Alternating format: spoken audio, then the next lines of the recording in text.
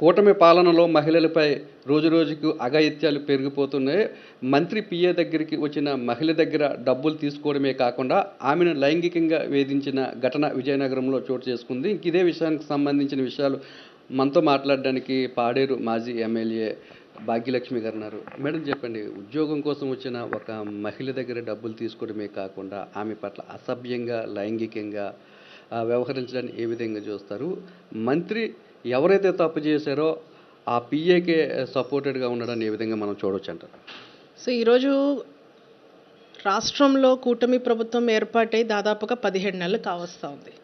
ఈ 17 నెలల్లో from day 1 నుంచి ఈరోజు వరకు చూసుకుంటే మహిళల మీద అనేక రకాలైనటువంటి విషయాలు, అఘాయిత్యాలు కానివ్వండి, హత్యలు కానివ్వండి, దౌర్జన్యాలు కానివ్వండి, వాళ్ళ మీద దాడులు కానివ్వండి, ఎన్నో సంఘటనలు మనకి ఎదురయ్యాయి.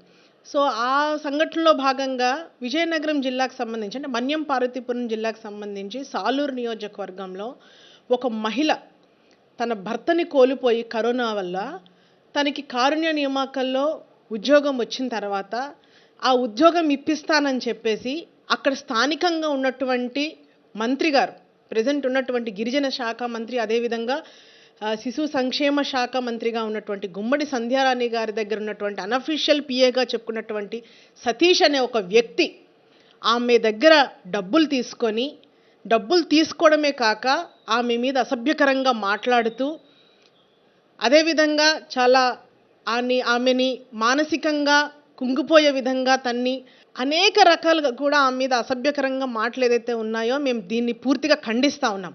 ఎందుకంటే ఈరోజు టీడీపీ పార్టీ అనేది మీరు చూసుకుంటే కనుక మహానాడు లాంటి మహాసభల్లో వాళ్ళు మాట్లాడే మాటలు చూస్తే టీడీపీ మహిళల కోసం పుట్టినటువంటి పార్టీ, అత్యధిక గౌరవం అనేది మహిళలకి టీడీపీలో మాత్రమే ఉంటుంది అని చెప్పుకున్నటువంటి టీడీపీ నాయకులు ఈరోజు వాళ్ళ ప్రభుత్వంలో వాళ్ళ సంబంధించినటువంటి పార్టీ నాయకులే మహిళల్ని ఇంత కించపరిచే విధంగా మాట్లాడుతూ ఉంటే దీనికి సంబంధించినటువంటి మంత్రులు మాట్లాడరు. అదేవిధంగా ఇన్ని విషయాలు తెలిసినటువంటి ముఖ్యమంత్రి గారు దీని మీద స్పందించరు. ఇది ఎడ్యుకేషన్కి సంబంధించినటువంటి విషయం కాబట్టి నారా లోకేష్ గారు విద్యాశాఖ మంత్రిగా ఉన్నటువంటి తన శాఖలో ఇలాంటి ఇబ్బందులు పాలవుతున్న వాళ్ళు కంప్లైంట్ ఇచ్చినా కూడా ఈరోజు లోకేష్ గారు కూడా స్పందించట్లేదంటే ఇంతకన్నా దౌర్భాగ్యం అనేది ఎక్కడైనా ఏ రాష్ట్రంలోనే ఉంటుందని కూడా ఈ సందర్భంగా నేను తెలియజేస్తా ఉన్నాను. ఈరోజు ఏదైతే వాళ్ళు మాట్లాడే మాటలు, ఎందుకంటే మహిళ దగ్గర పాపం అంటే ఒక భర్తను కోల్పోయి తన పాప గుండె జబ్బుతో బాధపడుతున్నటువంటి తన పాప ఎంత దయనీయమైనటువంటి పరిస్థితుల్లో ఉన్నటువంటి మహిళ మీద కనీసం కన్సర్న్ లేదు, జాలి లేకుండా ఇంత అసభ్యకరంగా మాట్లాడడం అనేది దీన్ని మేము పూర్తి స్థాయిలో ఖండిస్తూ ఉన్నాము. ఈరోజు వాళ్ళు వ్యవహరించినటువంటి తీరు ఈరోజు సభ్య సమాజం తలదించుకునే విధంగా ఉంది. అంటే పూర్తిగా మహిళలందరూ కూడా ఈరోజు దాన్ని చూసి ఈరోజు టీడీపీ నాయకుల మీద చీకొట్టే పరిస్థితి ఈరోజు మనకి కనిపిస్తూ ఉంది. అండ్ అదేవిధంగా భద్రతా లోపం ఈరోజు ఏదైతే గుమ్మడి సంధ్యారాణి గారు కానివ్వండి, అదేవిధంగా హోంమంత్రిగా ఉన్నటువంటి అనిత గారు కూడా ఒక మహిళా మంత్రులుగా ఉంటూ చాలా క్లోజ్ అసోసియేట్గా ఉన్నటువంటి వీళ్ళిద్దరూ తన శాఖ ఇలాంటి ఇబ్బందులు పడతా ఉంటే కనీసం రక్షణ కల్పించాల్సినటువంటి హోంశాఖ కూడా ఈరోజు కనీసం అనిత గారు స్పందించకపోవడం అనేది నిజంగా చాలా చాలా దారుణం అని కూడా ఈ సందర్భంగా నేను తెలియజేస్తా ఉన్నాను. ఈరోజు మహిళల మీద అపారమైనటువంటి గౌరవం ఉంది. మహిళల్ని తప్పుగా చూస్తేనే సహించము, ఎవరైనా తప్పుగా ప్రవర్తిస్తే తాట తీస్తానన్నటువంటి డిప్యూటీ సీఎం పవన్ కళ్యాణ్ గారు కూడా ఇన్ని విషయాలు తెలిసినా కూడా కేవలం ఈరోజు కూటమిగా ఉన్నటువంటి వాళ్ళు ఏదైతే పార్టీలు ఏదైతే ఉన్నాయో కనీసం దాని మీద స్పందించకపోవటము, నిజంగా పవన్ కళ్యాణ్ గారి మీద చాలా హోప్స్ పెట్టుకున్నారు చాలామంది మహిళలు. మహిళా లోకం అనేది మా మహిళల మీద చాలా గౌరవం ఉన్నటువంటి ఒక వ్యక్తిగా నిజంగా ఈ గవర్నమెంట్లోని మహిళలకి చాలా రక్షణగా ఉంటుంది, మాకు భద్రత కల్పిస్తారనే భావన ఈరోజు ఏ మహిళల్లో కూడా లేదు. సో ఇలాంటి ప్రభుత్వాలని దయచేసి, ఎందుకంటే మేము ఇమీడియట్గా ఒక స్టేట్ ఎస్టీసీఎల్ ప్రెసిడెంట్గా కానివ్వండి, ఒక సాటి మహిళగా నేను ఒకటే చెప్తా ఉన్నాను, ఇమీడియట్గా ఆ సతీష్ అనే వ్యక్తి ఎవరైతే ఉన్నారో ఆయన మీద యాక్షన్ తీసుకోవాలి, ఆయన ఖచ్చితంగా ఆయన్ని అరెస్ట్ చేయాలి. అండ్ అదేవిధంగా ఏదైతే ఫెయిల్యూర్ అయినటువంటి గుమ్మడి సంధ్యారాణి గారి మీద ఆవిడకి బర్తరఫ్ చేయాలని కూడా ఈ సందర్భంగా మేము డిమాండ్ చేస్తూ ఉన్నాము. అదేవిధంగా మనం చూసుకుంటే కనుక రీసెంట్గా సో పోలీసింగ్ సంబంధించినటువంటి దాంట్లో ర్యాంకింగ్ అనేది సెంట్రల్ గవర్నమెంట్ ఇవ్వటం జరిగింది. దాంట్లో ఎంత బాధాకరం అని అంటే మనకున్నటువంటి రాష్ట్రాలు, మనకున్నటువంటి యూనియన్ టెరిటరీస్ ఏవైతే ఉన్నాయో మొత్తంగా చూసుకుంటే మన ఏపీకి వచ్చినటువంటి స్థానము 36వ స్థానం. చిట్ట చివర ఈరోజు ఆంధ్రప్రదేశ్ ఉంది అంటే ఈరోజు ఏ రకంగా ఈరోజు వ్యవస్థలు పనిచేస్తూ ఉన్నాయో ఒక్కసారి మనం అందరం కూడా ఒక ఆలోచన చేయాలి. ఈరోజు వ్యవస్థల్ని పూర్తి స్థాయిలో నిర్వీర్యం చేసినటువంటి పరిస్థితి ఈరోజు ఆంధ్ర రాష్ట్రంలో కనిపిస్తూ ఉంది.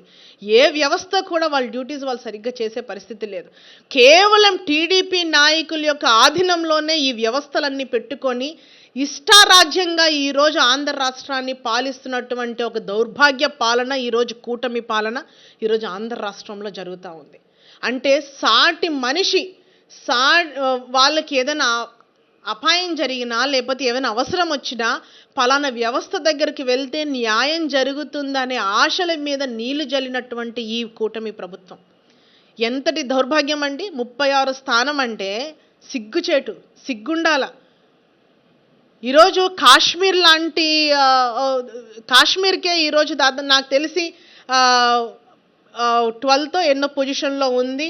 అండ్ బీహార్ కూడా, ఎందుకంటే హత్యలు కానివ్వండి ఇలాంటి సంఘటనలు జరిగినప్పుడు ప్రతి ఒక్కరు కూడా పోల్చేది బీహార్తో పోల్చుకునే పరిస్థితి మనం చూస్తాం. అలాంటిది బీహార్ కూడా మంచి పొజిషన్లోనే ఉంది పోలీసింగ్లో. సో అంతటి దిగజారినటువంటి వ్యవస్థలు ఆ రకంగా ఈరోజు ఈ పొలిటికల్ మేనేజ్మెంట్ అనేది ఈరోజు టీడీపీ ప్రభుత్వం ఈరోజు వ్యవస్థలు నిర్వీర్యం చేసి ఈరోజు పరిపాలనిస్తూ ఉన్నాయి. కాబట్టి మా డిమాండల్లో ఒకటే, ఆ సతీష్ అనే వ్యక్తి మీద ఇమీడియట్గా యాక్షన్ తీసుకోవాలి, ఆయన అరెస్ట్ చేయాలి.